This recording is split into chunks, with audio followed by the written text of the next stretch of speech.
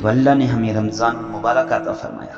بہت ہی مبارک، بہت ہی مقدس مہینہ ہے. اللہ کے نزدیک اللہ کا قرب حاصل کرنے کا مہینہ ہے. تو آج پہلا روزہ ہے. اللہ تبارک و تعالیٰ سے دعا کریں کہ اللہ تبارک و تعالیٰ ہمارے ان روزوں کو قبول فرمائے، ہماری سب نیکیوں کو قبول فرمائے. جتنی بھی نیکیاں ہم کرتے ہیں اللہ ان کو قبول فرمائے.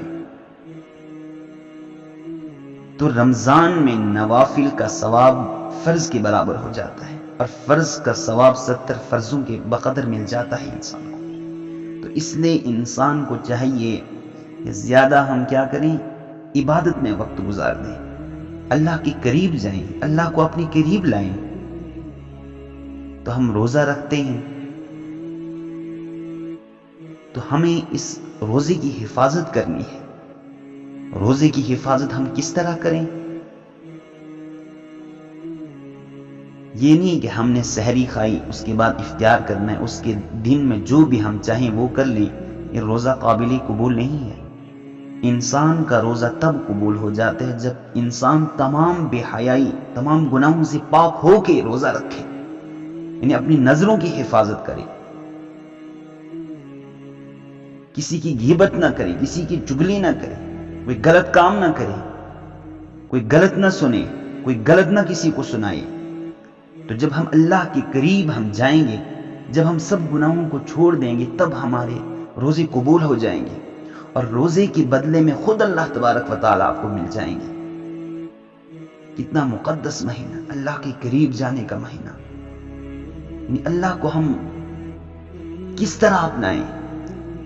اس لیے پہلا عشرہ جو ہوتا ہے وہ رحمت کا عشرہ ہوتا ہے، اور دوسرا عشرہ مغفرت والا عشرہ ہوتا ہے، اور تیسرا عشرہ جو ہے وہ جہنم سے آزادی کا ہوتا ہے.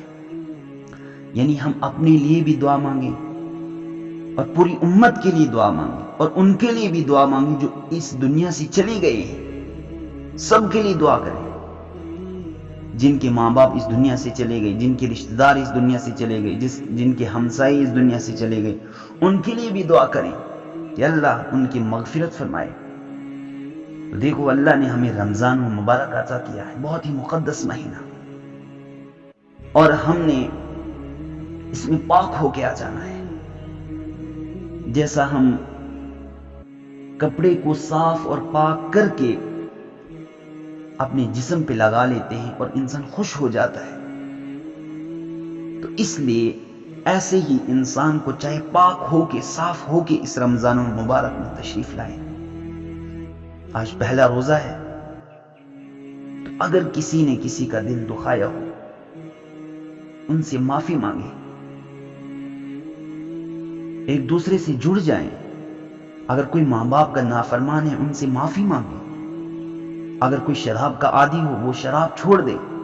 اگر کوئی زنا کا عادی ہو وہ زنا چھوڑ دے. کوئی بھی انسان کسی گناہ میں ملوث ہو وہ ان گناہوں سے پاک ہو کے آ جائے.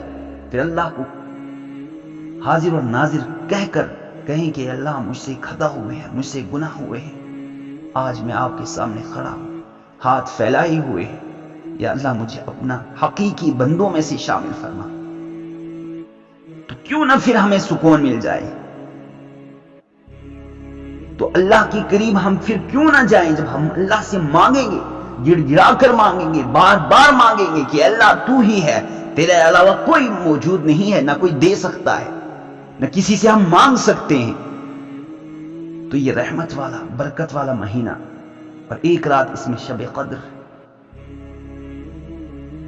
بہت ہی مقدس، 1000 راتوں سے بہتر اور افضل وہ رات جس میں اللہ تبارک و تعالیٰ سے مانگنا، گڑ گڑا کر مانگے، ان راتوں میں اللہ سے مانگے.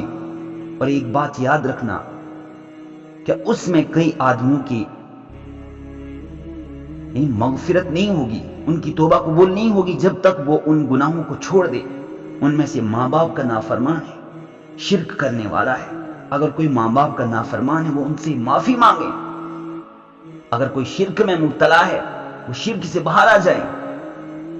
اور شراب کا عادی جو مسلسل شراب پیتا ہو اور وہ جب تک شراب پینا چھوڑ نہ دے تب تک اس کی دعا قبول نہیں ہوگی. تب تک اس کی توبہ قبول نہیں ہوگی۔ اس لیے انسان اگر ان گناہوں میں ملوث ہے تو ان سے توبہ کرے، ان سے باز آ جائیں، اللہ سے گڑ گڑا کر مانگے، اور اس روزے کی حالت میں اپنے نظروں کی حفاظت، اپنی کانوں کی حفاظت، اپنے اعضاء کی حفاظت، ہر جسم کے جتنے بھی اعضاء ہیں ان کی حفاظت کرنا، پھر اس کے بعد انسان کا روزہ قبول ہو جاتا ہے۔ تو اس لیے آج سے یہ عہد کر لیں کہ اللہ آج تک مجھ سے جتنے بھی گناہ ہوئے ہیں، جتنی بھی خطائیں مجھ سے ہوئی ہیں، مجھے معاف فرما دیں۔ اگر کوئی انسان کسی کے ساتھ لڑا ہوا ہو تو اس سے معافی مانگے، اس کے ساتھ جڑ جائیں۔ اگر کوئی کسی گناہ کا عادی ہو وہ اس گناہ کو چھوڑ دے، پاک ہو کے آ جائے، صاف ہو کے آ جائے، تو اللہ تبارک و تعالیٰ پچھلے تمام گناہوں کو معاف فرما دے گا۔